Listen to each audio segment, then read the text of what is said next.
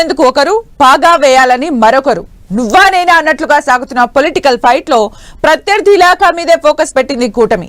పట్టుబట్టి sitting mayor పోస్టును oust చేయించిన TDP నేతలు పైకి మాత్రం తాము మేయర్ పీటన్ రేస్ లో లేమని చెప్తూనే తమ వ్యక్తుల్ని మేయర్ చైర్ లో కూర్చోబెట్టే ప్లాన్ చేస్తున్నారట.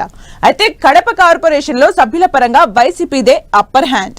సేమ్ టైం కోర్టు విచారణ సస్పెన్స్ ను కంటిన్యూ చేస్తోంది. ఈ నేపథ్యంలో 11వ తారీఖు ఏం జరగబోతోంది? ఇంతకు మేయర్ పీఠం దక్కించుకునేది ఎవరు?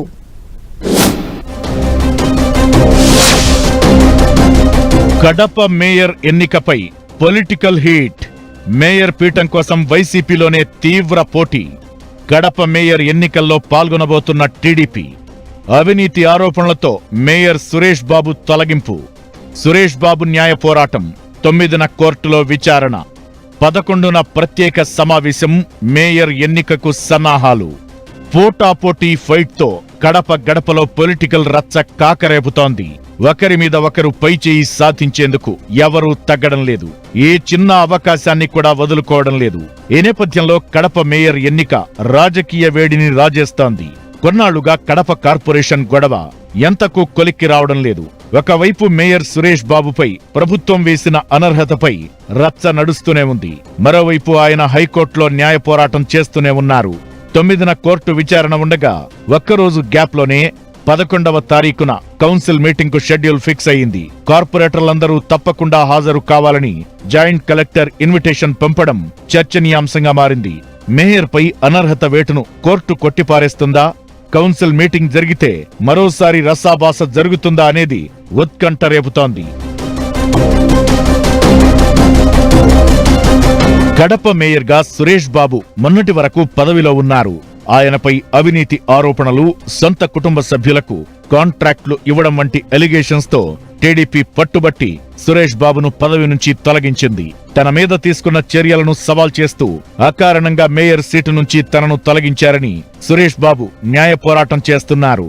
ఇప్పటికే పలుసార్లు కోర్టు ఆదేశాలివ్వడం, టీడీపీ నేతలు, కూటమి ప్రభుత్వం దానిపై అప్పీల్కు వెళ్లడం కామన్ అయిపోయింది. ఈ నేపథ్యంలోనే ఈ నెల 9న సురేష్ బాబు పిటిషన్ మీద కోర్టు విచారణ ఉంది.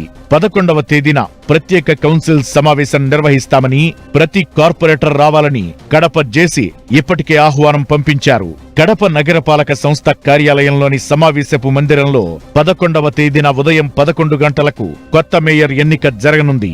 జాయింట్ కలెక్టర్ కార్పొరేటర్లకు పంపిన ఆహ్వానంతో మున్సిపల్ రాజకీయం ఒక్కసారిగా వేడెక్కింది.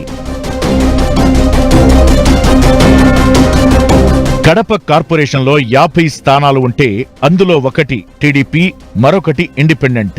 48 స్థానాల్లో వైసీపీ గెలిచింది. 2 కార్పొరేటర్లు చనిపోగా కూటమి సర్కార్ అధికారంలోకొచ్చిన తరువాత 7 మంది వైసీపీ కార్పొరేటర్లు టీడీపీలో చేరారు. ఇప్పుడు కార్పొరేషన్లో వైసీపీ సంఖ్యాబలం 40కి చేరింది.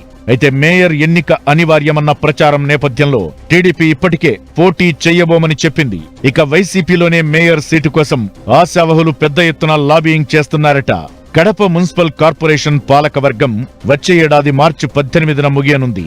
అంటే ఎవరు మేయర్ అయినా ఇంకో 3 నెలలు మాత్రమే పదవిలో ఉండే అవకాశముంది. ఈ నేపథ్యంలో మేయర్ అయ్యేదెవరు? వైసీపీ అధినేత ఆశీస్సులు ఎవరికి అనేది ఉత్కంఠ రేపుతోంది. మేయర్ ఎన్నికకు దూరంగా ఉంటామని టీడీపీ చెప్పినప్పటికీ ఇంటర్నల్ గా మేయర్ పీఠం కోసం పెద్ద ప్లానే వేస్తున్నారట తెలుగు తమ్ముళ్లు. కూటమి తరపున టీడీపీ మేయర్ పీఠాన్ని సొంతం చేసుకోవాలంటే 26 మంది సభ్యుల బలముండాలి. అయితే కడప చుట్టుపక్కల ఉన్న ఎమ్మెల్యేలు, ఎమ్మెల్సీలు, ఎక్సఫిషియో మెంబర్స్ తో పాటు వైసీపీ నుంచి కొంతమంది కార్పొరేటర్లు సైకిల్ ఎక్కేందుకు రెడీగా ఉన్నారని టీడీపీ ధీమాగా ఉందట. ఎలాగైనా కడప మేయర్ పదవిని వైసీపీకి దక్కకుండా చేయాలనేది టీడీపీ స్కెచ్ అంటున్నారు. మరోవైపు సురేష్ బాబు స్థానంలో డిప్యూటీ మేయర్ ముంతాజ్ బేగం తాత్కాలిక మేయర్ గా కొనసాగుతున్నారు. అయితే తనను అకారణంగా పదవి నుంచి తొలగించారంటూ మేయర్ ఎన్నికల నోటిఫికేషన్ ను సవాల్ చేస్తూ సురేష్ బాబు హైకోర్టులో వేసిన పిటిషన్ పై ఈ నెల 9న విచారణ జరగనుంది. కోర్టిచ్చే తీర్పు తరువాతే మేయర్ ఎన్నికపై ఫుల్ క్లారిటీ రానుంది. కడప మేయర్ సీటుకు ఎన్నికలు జరిగితే మాత్రం తీవ్ర ఉత్కంఠకు తెరలేపే ఛాన్స్ అయితే ఉందంటున్నారు. చూడాలి మరి ఏం జరగబోతోందో.